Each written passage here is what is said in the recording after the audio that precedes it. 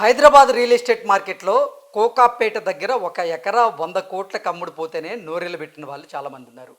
ఇప్పుడు ముంబై ఈ real estate మార్కెట్లో మాత్రం కనీ విని ఎరుగని రీతిలో ఒక ఎకరా 900 కోట్ల రూపాయలు పలికింది.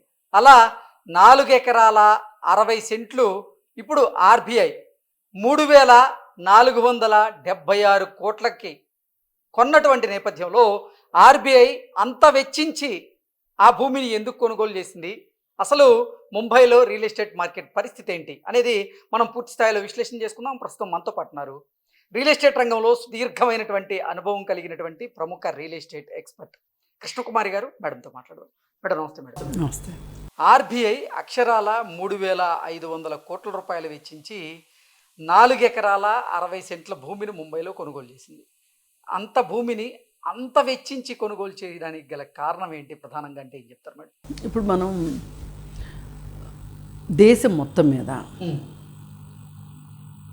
బొంబాయి ఒక విశిష్టమైన ప్రాధాన్యత ఉంది బొంబాయికి. అదేంటి అంటే అది వాణిజ్య రాజధాని మన భారతదేశానికి. రాజకీయ రాజధాని ఢిల్లీ కావచ్చు, కానీ ఆర్థిక వాణిజ్య రాజధానిగా స్టాక్ మార్కెట్ దగ్గర నుంచి ఈ దేశంలో బాగా డబ్బులు ఉన్న వాళ్ళందరూ కూడా బొంబాయిలోనే తిష్ట వేస్తారు. అట్లాగే టెర్రరిస్టులు కూడా అక్కడే తిష్ట వేస్తారు, స్మగ్లర్స్ కూడా అక్కడే తిష్ట వేస్తారు, ఇక అన్నీ అక్కడే ఉంటాయి. అయితే దానికి ఇంకొక డిసడ్వాంటేజ్ ఏంటంటే, ఇప్పుడు ఇంత ఉన్నప్పుడు అదే ల్యాండ్ ఉందనుకోండి, ఇప్పుడు హైదరాబాద్కు ఉన్న ల్యాండ్ ఉందనుకోండి, ఉన్నంత ల్యాండ్ బొంబాయికి ఉందనుకోండి, ఇంత రేటు పలకదు. అయితే ఎందుకు లేదు అంటే సముద్రం దాన్ని పరిమితం చేస్తుంది. ఇప్పుడు హైదరాబాదు మీరు రిటర్న్ వెళ్ళండి, వెళ్ళలేవు, ఫుల్ స్టాప్ లేదు దీనికి. మీరు ఎంత దూరం వెళ్ళినా కానీ ఇప్పుడు హైదరాబాదు విజయవాడ కలిసిపోతే కూడా ఈ మధ్యలో భూమితో ఏమైనా చేయొచ్చు. ఏదైనా భూమి ఉంటేనే కదా ఏమైనా చేయగలిగేది. అందుకే ల్యాండ్ ఇంత వాల్యుబుల్ ఎందుకు, ఇంత విలువ ఎందుకు అంటే భూమిని తయారు చేయలేము మనం. ఇప్పుడు డైమండ్స్ ఉన్నాయి, ల్యాబ్ గ్రోత్ డైమండ్స్ అని వస్తున్నాయి. ఇప్పుడు అంటే ల్యాబ్లో వజ్రాలు తయారు చేయొచ్చు, ల్యాబ్లో భూమిని తయారు చేయొచ్చా? తయారు చేయలేము. అందుకే భూమికి అంత విలువ. అయితే ఈ విలువ డిమాండ్ సప్లైని బట్టి ఉంటుంది ఎప్పుడైనా. ఇప్పుడు డిమాండ్ ఎక్కువ ఉంది, సప్లై తక్కువ ఉంది, రేట్ ఎక్కువ ఉంటుంది. సప్లై ఎక్కువ ఉంది, మన విజయవాడ హైవేలో విపరీతమైన సప్లై ఉంది, డిమాండ్ తక్కువ ఉంది, రేట్ రావట్లా. అదే ఇప్పుడు గచ్చిబౌలి ఏరియా ఉంది, డిమాండ్ ఎక్కువ ఉంది, సప్లై తక్కువ ఉంది, రేట్ ఎక్కువైంది. ఎందుకు గచ్చిబౌలి దగ్గర గజం 200 ఉన్న రోజుల్లో రామోజీ ఫిల్మ్ సిటీ దగ్గర కూడా 200 ఉంది. మరి మణికొండలో రేటు ఇవాళ 1,50,000 అవుతుంది గజం దగ్గరలో. రామోజీ ఫిల్మ్ సిటీ దగ్గర ఎందుకు పెరగరా? ఎందుకంటే అక్కడ ఒక ఫైనాన్షియల్ డిస్ట్రిక్ట్ రాలా, అక్కడ ఒక హైటెక్ సిటీ రాలా. అంటే 100 కోట్లు మనం అనుకున్నాం. ముంబైలో చూసుకున్నట్లయితే 4 ఎకరాల 60 సెంట్లు ఏకంగా 3500 కోట్లు అంటే 900 కోట్లు పడింది ఎకరం అక్కడ. అంటే మన కోకాపేట రేటుకి 9 రెట్లు రేట్ ఎక్కువ ఉంది. దీన్ని బట్టి మనకు అర్థమైంది ఏంటి అంటే అక్కడ డిమాండ్ చాలా ఎక్కువ ఉంది, ల్యాండ్కి సప్లై తక్కువ ఉంది కాబట్టి. అలాగే ఈ వాణిజ్య రాజధాని కాబట్టి రకరకాల ఆఫీసులు, అంతర్జాతీయపరమైన ఫైనాన్షియల్కి సంబంధించి అంటే కమర్షియల్ యాక్టివిటీ అక్కడ ఎక్కువ ఉంటుంది కాబట్టి అక్కడ రేట్ ఎక్కువ ఉంటుంది. ఇప్పుడు మనం ఏమనుకుంటాము, ఇక్కడ మన దగ్గర ఒక కౌంటరు వ్యాపారం, ఏదైనా ఒక చిన్న షాపు, చిన్న బడ్డీ షాపు, రోజుకి బాగా అసలు అబ్బా వచ్చిన కస్టమరు వచ్చినోడు వచ్చినట్టే ఉంటున్నాడు అంటే మహా అయితే 5 లక్షలు కౌంటర్ అనుకుందాం. ఇదే కౌంటరు అక్కడ అయితే గనక 1 కోటి రూపాయలు అవుతుంది. అంత వేరియేషన్ ఉంది. ఇప్పుడు ఒక చిన్న ఏరియాలో Hmm. 4 వైపులా 4 టేబుల్స్ వేసుకుని కూర్చుంటారు, 4 ఫోన్లు పెట్టి కూర్చుంటారు. ఏం బిజినెస్ చేస్తారో ఎవరికి అర్థం కాదు. నలుగురికి సాయంకాలం అయ్యేసరికి వాళ్ళ బిజినెస్ వాళ్ళకి అవుతుంది. ఇప్పుడు మనకి ఇక్కడ కోవర్కింగ్ వచ్చింది చూసారా, ఆ టైప్ లోనమాట.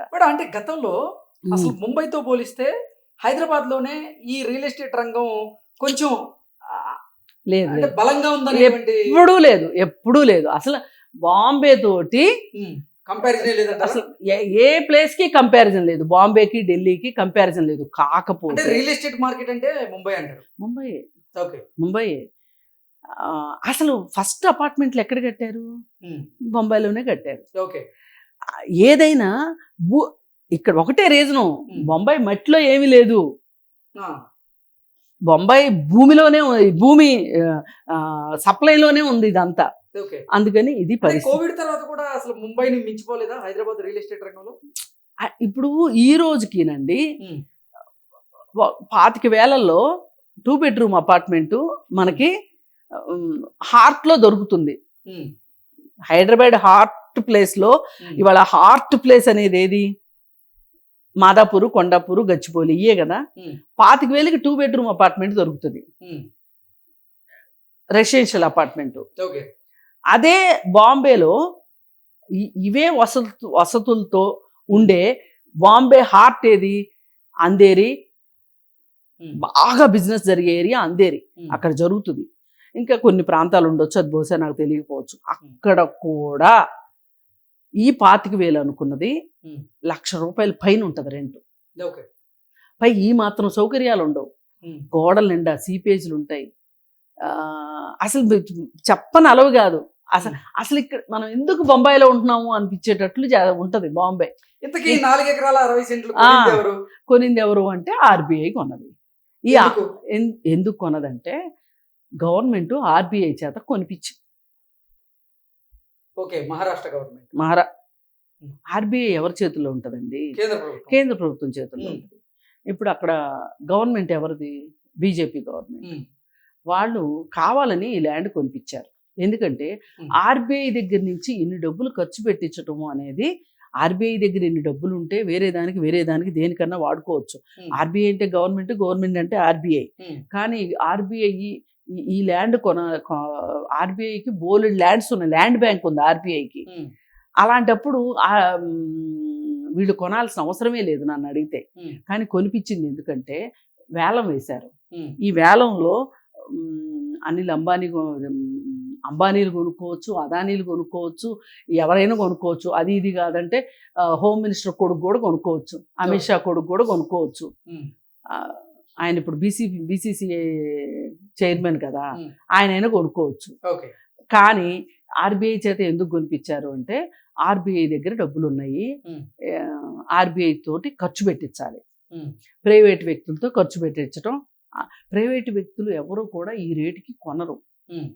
ఇప్పుడు ఒక్కొక్కసారి అండి ఎల్ఐసి చేత కొన్ని షేర్లు కొనిపిస్తూ ఉంటారు.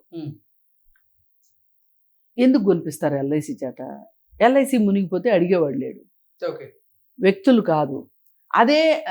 అవే షేర్లు నిజంగా అంత మంచి షేర్లే అయితే గనక అంబానీ ఎందుకు కొనరు, అదానీ ఎందుకు కొనరు? మీకు బోల్డ్ మంది ఉన్నారు కదా బిజినెస్ పీపుల్, వాళ్ళు ఎందుకు కొనరు?